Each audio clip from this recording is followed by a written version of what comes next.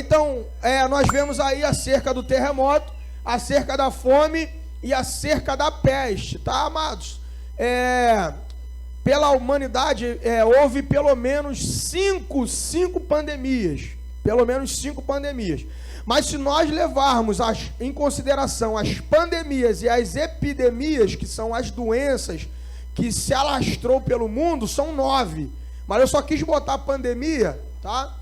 Que são 5. Eu só peguei 3 que foram as maiores da história, tá? Então só botei 3 aí para vocês. Irmão, isso daí não é para colocar medo na igreja. Entenda uma coisa, nós estamos vivendo um período de pandemia. Olha como é atual o texto bíblico, irmão.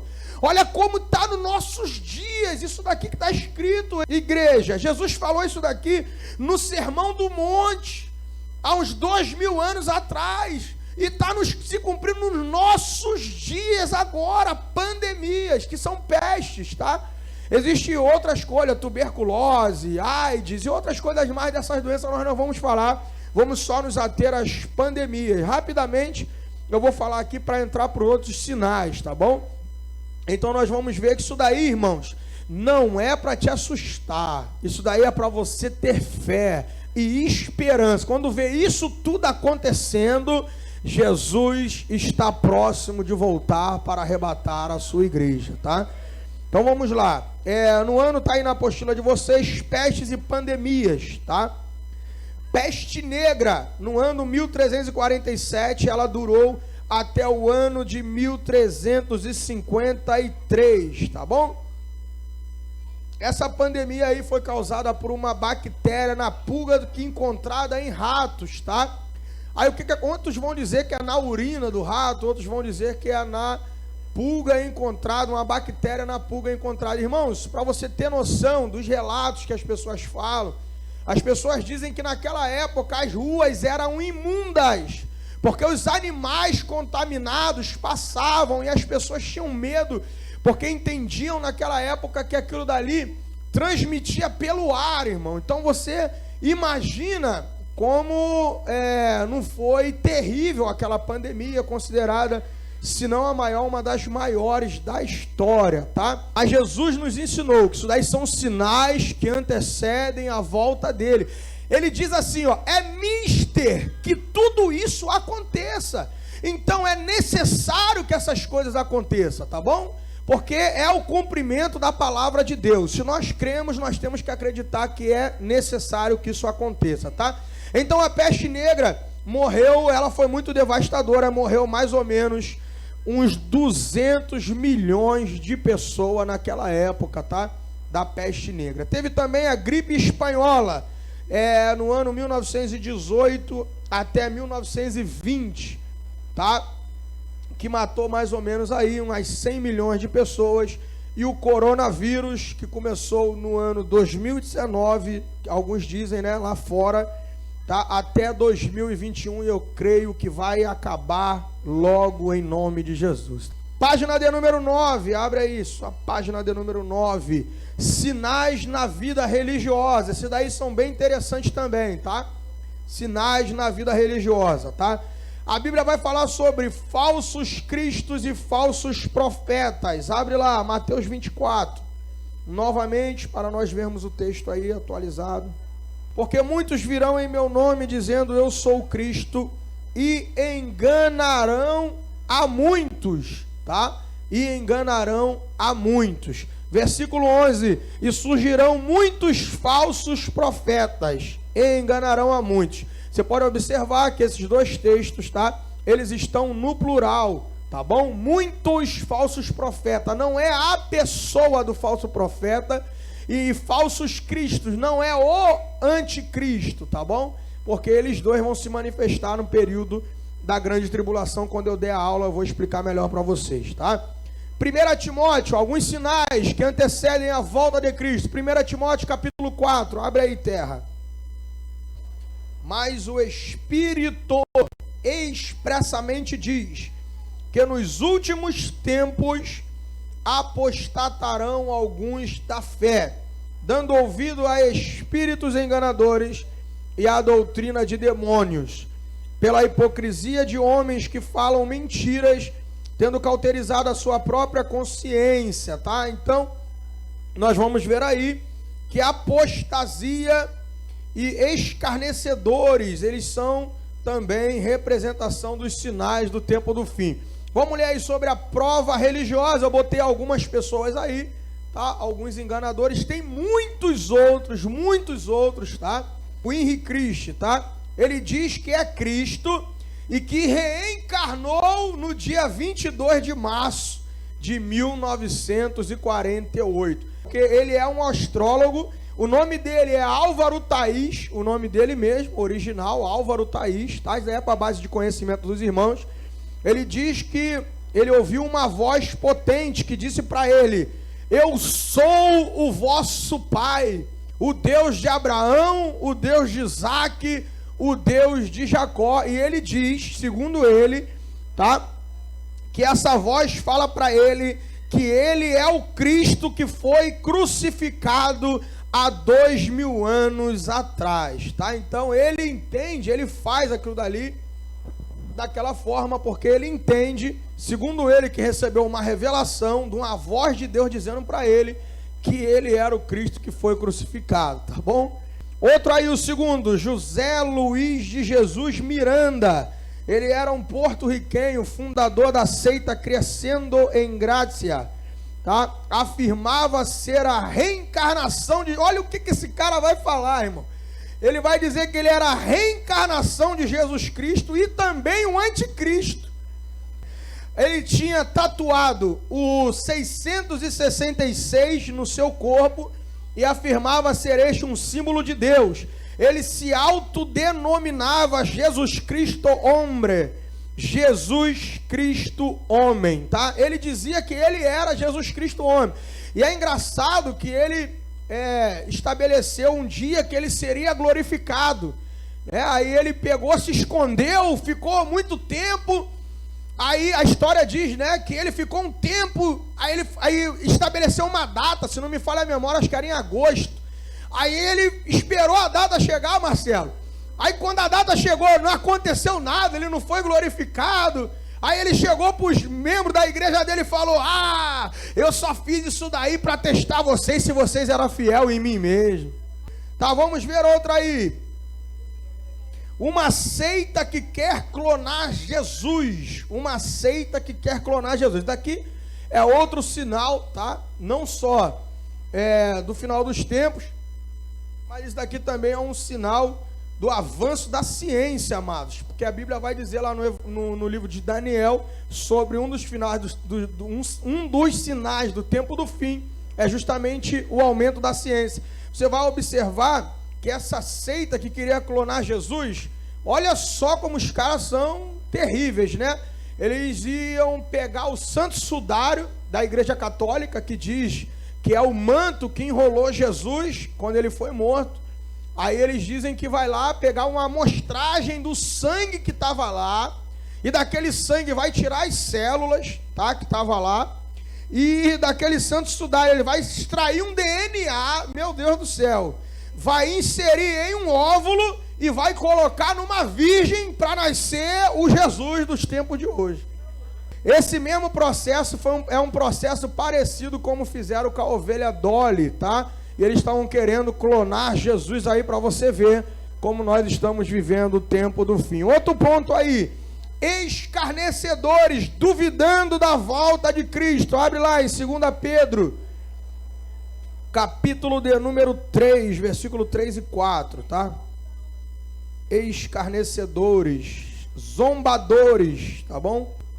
Diz assim a palavra do Senhor: sabendo primeiro isto, que nos últimos dias virão escarnecedores, andando segundo as suas próprias concupiscências, e dizendo: onde está a promessa da sua vinda? Porque desde que os pais dormiram, todas as coisas permanecem como desde o princípio da criação. Eu pergunto para os irmãos: as coisas permanecem desde o princípio da criação? Claro que não, tá? Então você já observa aí que nos últimos dias vai dizer muitas pessoas escarnecendo de nós, irmão, da igreja, falando que Jesus não vai voltar. Mas como a Bíblia diz que ninguém zomba de Deus, abre lá a sua Bíblia em Gálatas capítulo 6, versículo 7. Gálatas capítulo 6, versículo 7. Bom, amados, quem achou aí Gálatas 6, 7, diga amém. Diz assim a palavra do Senhor: não erreis, Deus não se deixa, bem alto, Deus não se deixa, porque tudo o que o homem semear, isso também ceifará. Então, o juízo de Deus virá, porque esse daí é um dos sinais do final dos tempos, tá? Do princípio das dores, é quando vai vir muitos escarnecedores, e eles, zombadores da volta de Cristo, quando Jesus voltar, eles vão sofrer a ira de Deus, tá bom? Mas a igreja será arrebatada, diga glória a Deus. Outro ponto aí, uma prova, além de bíblica, também na área religiosa, apostasia, tá? Apostasia, num texto que nós lemos lá, de 1 Timóteo 4, 1 e 2, vai falar sobre apostasia, tá bom? É afastamento, é desvio, e esse desvio aí é interessante, tá? Que vai ser pessoas que já estão fora da igreja, pessoas que se afastaram do caminho do Senhor, pessoas que se desviaram do caminho do Senhor, tá? Que já estão no mundo, e essa apostasia também fala de pessoas que estão dentro da igreja, tá? Está dentro da igreja, mas está de qualquer maneira. Ou seja, ela já está afastada de Deus, ela já está desviada dos caminhos do Senhor. Isso daí também é sinal dos finais dos tempos. A Bíblia vai dizer lá em Mateus, vai dizer assim: por se multiplicar a iniquidade, o amor de muitos se esfriará, tá? Então o esfriamento do amor é uma das características, junto com a apostasia do tempo do fim, que se aproxima, os sinais que se aproximam ao tempo do fim, tá? Apostasia dentro da igreja e apostasia fora, daqueles que estavam aqui já foram, e dos que permaneceram, mas que estão de qualquer maneira, tá bom? Todo mundo entendeu aí? Jesus não só falou da aparição de sinais, mas principalmente do aumento dos sinais, não só em frequência, mas também em potência, tá? Então, o que isso daí nos mostra, que todos esses sinais, tá, que antecedem o arrebatamento da igreja, eles são os sinais que nós percebemos na terra, na vida religiosa, e eles são sinais que nós podemos perceber. Assim como o amadurecimento de uma fruta na árvore, tá? Assim como nós não sabemos o dia que ela vai cair, assim os sinais eles vão aumentando com o passar do tempo, tá bom? Mas a igreja já está preparada para o arrebatamento da igreja, diga graças a Deus. Prova providencial, para nós encerrarmos e começarmos a encerrar aqui, em nome de Jesus, começarmos o tempo do fim da aula, tá? Em nome de Jesus. Vamos lá, prova providencial. Essa prova providencial, ela é dedução bíblica, tá? Dedução bíblica. Por quê? Porque nós vamos ver aqui que é um entendimento acerca de algo que tem que ter, que é necessário ter, tá? Para que cumpra-se o que está na palavra de Deus. Vamos ver algumas coisas aí. Abre aí na apostila ainda. Prova providencial, tá? Ou seja, aquilo que Deus está providenciando para que possa acontecer. Irmão, durante a história da humanidade, muitos desse sinal providencial têm acontecido, tá? A nacionalização de Israel é um dos sinais que virou um estado. Outro sinal, a guerra de 6 dias é um sinal, para quem não sabe, que Israel conquistou um território que ele não tinha na guerra de 6 dias, tá? Eu não quis colocar aqui porque é muito abrangente e acaba ficando um pouco enfadonho. Eu botei uns que eu achei mais interessantes, tá bom? Mas tem vários sinais, vários, tá bom? Acerca da prova providencial. Coloquei alguns, ó. Sobre a dedicação do futuro templo. Então, o que acontece? É necessário que no período da grande tribulação tenha um templo em Jerusalém. Tem que ter um templo. Por quê? Porque a Bíblia fala que o anticristo ele vai profanar esse templo. Vamos ler alguns textos aí. Abra sua Bíblia em 2 aos Tessalonicenses 2:4. Vamos ler Bíblia agora mais ainda. 2 aos Tessalonicenses, capítulo 2, versículo 4. Você vai ver que nas profecias do tempo do fim, vai ser necessário ter um templo. É necessário, tá? É necessário ter um templo, tá bom? Tessalonicenses 2:4 diz assim: o qual está falando do anticristo aí, tá? Nesse texto, o qual se opõe, se levanta contra tudo que se chama Deus, ou se adora de sorte, ó, o anticristo, está falando dele, que se assentará como Deus aonde? Mas o templo está destruído, então o que é necessário? A reconstrução do templo, sim ou não? Se o anticristo, o cenário, eu falei que os sinais, eles remontam o cenário, sim ou não? E uma dessas montagem do cenário é o quê? Que a Bíblia está dizendo que o anticristo no tempo do fim, ele vai entrar no templo de Deus e vai atribuir para ele a divindade. Então, se ele vai entrar no templo, e não tem mais templo hoje, porque o templo foi destruído no ano 70, uma profecia de Jesus em Mateus 24, tá? Se o templo não tem, então é necessário o quê? Que reconstrua o templo em Jerusalém, tá bom? Então nós vamos ver outro texto aí que é necessário, Mateus 24:15. Quando, pois, virdes que a abominação da desolação, está falando do anticristo, quando eu der a aula eu vou explicar melhor, de que falou o profeta Daniel, está no lugar santo, tá? Então está dizendo que o anticristo ele vai estar no lugar santo. Quando a Bíblia fala de lugar santo, ela está falando da cidade santa, ela está falando da terra santa e ela está falando do templo santo, tá? Então ele vai estar lá no templo de Deus, tá? O anticristo. Então é necessário a reconstrução do templo. Por quê? Por causa das profecias que o anticristo vai entrar no templo, tá bom? E outro texto para nós encerrarmos esse ponto, tá? Daniel, abre lá no livro do profeta Daniel, capítulo 9.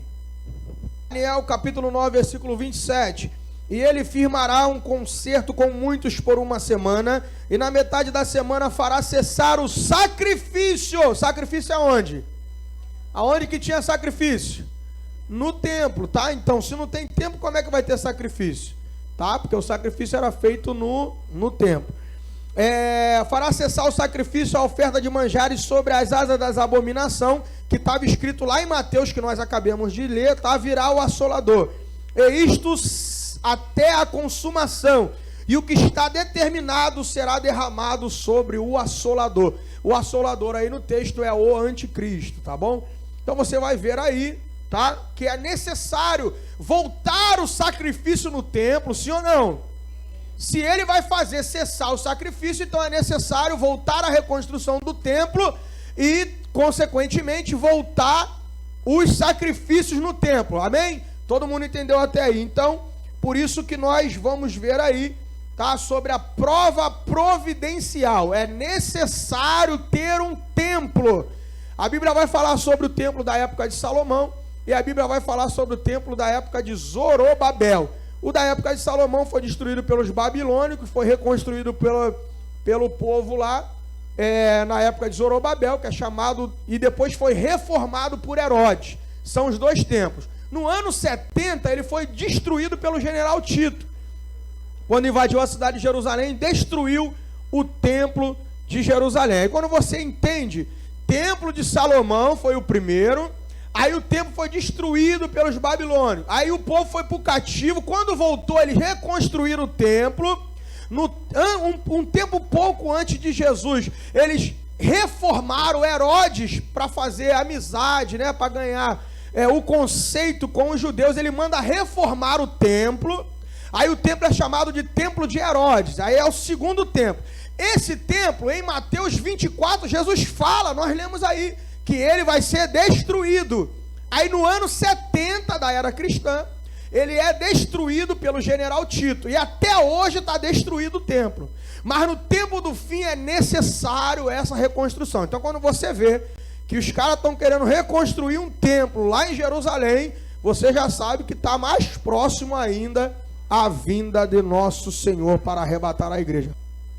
Vamos lá, eu botei 3 pontos aí, tá? A descoberta de um vaso de óleo sagrado da unção no final dos anos 80, e o nascimento da novilha vermelha e as atividades do Instituto do Templo. Eu botei só esses 3, tem mais, tá? Mas eu botei só esses 3 aí, relacionado ao templo, porque o templo é bem importante. Vamos lá, para nós encerrarmos a aula de hoje. A descoberta de um vaso de óleo sagrado da unção no final dos anos 80. Pastor, por que é importante essa descoberta de um vaso com óleo sagrado? Porque esse óleo da unção, segundo o Êxodo, ele tinha 5 elementos. E ele só poderia ser considerado um óleo santo, um óleo sagrado, com os 5 elementos que completava a composição daquele óleo. Segundo a Bíblia, abre lá, em Êxodo 30, 22 ao 29. Então, para você consagrar os sacerdotes no templo futuro, e para você consagrar o templo, você precisava do óleo da unção. Só que tem um elemento, ainda tem, na verdade, tem um elemento que compunha esses 5 do óleo, estava faltando 1, aí só ficava 4, então não era um óleo sagrado, porque só estava 4 elementos, não estavam os 5. Esse último era a cana aromática, que faltava. Aí eu vou falar, vamos ler o texto, depois eu vou falar da descoberta para vocês, tá bom?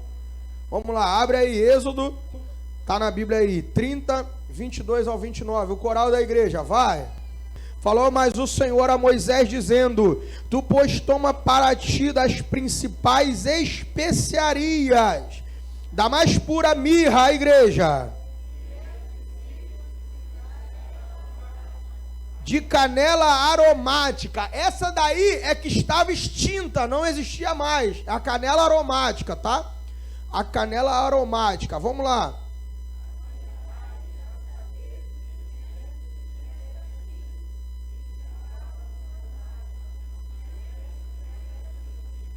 De acácia, 500 ciclos, segundo o ciclo do santuário, e de azeite de oliveira, 1 rim, tá? E disto farás o azeite da santa unção, o perfume composto segundo a obra de perfumista.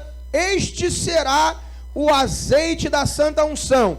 E com ele, olha só, com esse azeite, ungirás a tenda da congregação, a arca do testemunho, a mesa e todos os utensílios, o castiçal, o altar do holocausto e assim por diante, tá?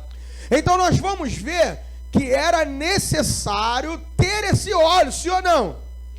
Por quê? Porque se é necessário ter o templo, tem que ter sacrifício, sim ou não? Se tem que ter o templo, tem que ungir o templo. Se é para ungir o templo e para ter sacrifício, os sacerdotes têm que ser ungidos, porque a lei manda dessa forma. Tá? Então o judeu, ele nunca vai inaugurar um templo se não tiver o óleo da unção para poder ungir o templo. Ele nunca vai separar um sacerdote para poder sacrificar se não tiver o óleo para ungir o sacerdote, tá? E os utensílios do templo tem que todos, segundo a lei, ser ungidos, como nós lemos aí, tá bom? Então era necessário ter esse óleo. Mas para que esse óleo pudesse ser composto das 5 especiarias, só 4 tinha e uma estava extinta, que era a cana aromática. Aí na década de 80, o que aconteceu? Eles acharam um pote com esse azeite aí, eles fizeram uma prova química, e nessa prova química tinha quantos elementos? Tinha uns 5 elementos no azeite, que era o azeite da unção, aquele dali. E ainda por cima acharam alguns fragmentos da cana aromática, para você ter noção, segundo alguns teólogos vai dizer, tá? Então você vê aí que é uma prova, o quê? Providencial. Se era necessário ter, segundo a lei, Deus foi lá e providenciou. Segundo, todos entenderam isso daí? Diga glória a Deus. Para você ver, irmãos, as coisas estão acontecendo, não fica desapercebido não, daqui foi no ano 80, irmãos, tá? Segundo aí, vamos lá, o nascimento da novilha vermelha. O que é essa novilha vermelha, tá? Lá no livro de Números vai dizer que para você tirar para você purificar o povo e para que você pudesse fazer a cerimônia de purificação do povo e do sacerdote, era necessário ter a novilha vermelha. Tudo aquilo que era profanado, a novilha vermelha deveria ser sacrificada, e com as cinzas dela fazia uma água misturada, onde no processo de purificação usava-se aquilo dali. Só que o que tinha acontecido com a novilha vermelha? Tinha sido extinta, não tinha mais novilha vermelha no mundo, em canto nenhum. Aí vai dizer aí a história, algumas notícias, tá? Que no ano de 2000, em agosto de 2018, nasceu o quê? Uma novilha vermelha, tá? Só que essa primeira novilha que nasceu, ela e os filhotes dela, nasceu com mancha, tá? Os judeus, eles dizem que a novilha, ela tem que ser uma novilha kosher, ou seja, uma novilha sem mancha, tá? Ela sem mancha, tá bom? Alguns rabino vai dizer que durante esses anos agora, já nasceu uma que não tem mancha até agora, tá? Então tem que esperar ela crescer para realmente ver se ela vai ter mancha ou não. Vamos lá, sobre as atividades do Instituto do Templo, tá? Como eu falei para vocês, a prova providencial diz que é necessário ter um templo no tempo do fim, tá bom? Por quê? Porque o anticristo vai entrar nele e ele vai cancelar o sacrifício. Porque quando construir o templo, eles vão voltar com o sacrifício, lógico. Então, na consagração do templo dos sacerdotes, é necessário ter a novilha vermelha e era necessário ter esse óleo da unção, tá? Atividades do templo, do Instituto do Templo. Eu peguei algumas coisas aqui bem interessantes para vocês. Em 1987, teve um rabino que ele foi fundador. Na verdade, ele não foi o fundador. O que aconteceu?